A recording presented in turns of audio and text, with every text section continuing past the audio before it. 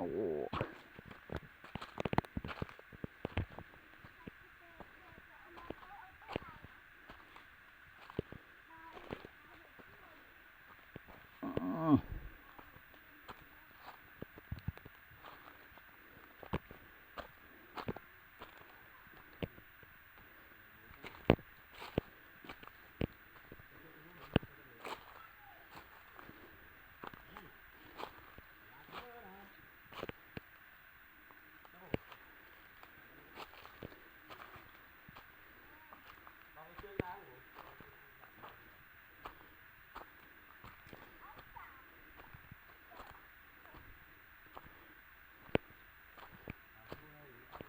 Bánh cho từ nóng.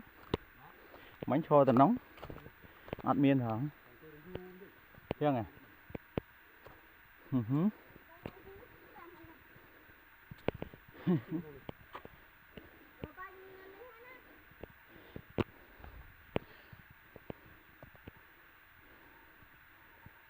Thọ YouTube.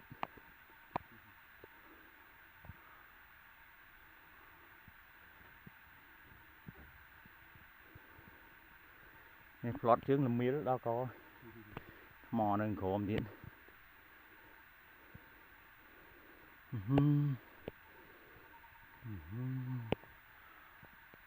Mồm mọ. Bên đây nó ngay mồm.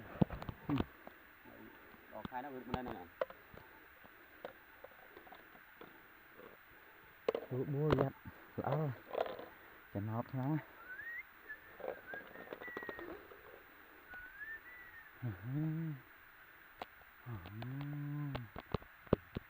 Có mồm mọ.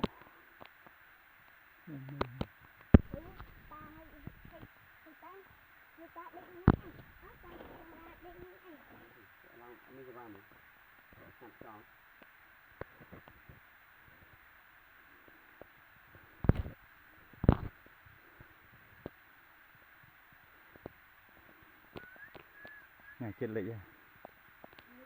Đây.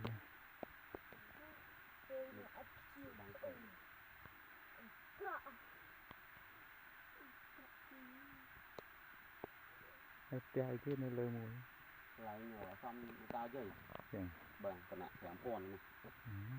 Còn chạm này chi tái chi rồi mà này. Còn ta còn này anh ấy con nào xong còn lên có cái còn này có thiết nâng khổm. Dạ nghe. Vâng. Còn đây là cái ngày sau những chuyện lại còn đây làm cho lòng lô ở đó tia hả? Đó tia. Ủa, sao lại tự kì? Sao nhỉ? Con lụa cho mình cho ba miếng. Nên nóng mà chị. Tôi chọn như làm mấy cho bạn.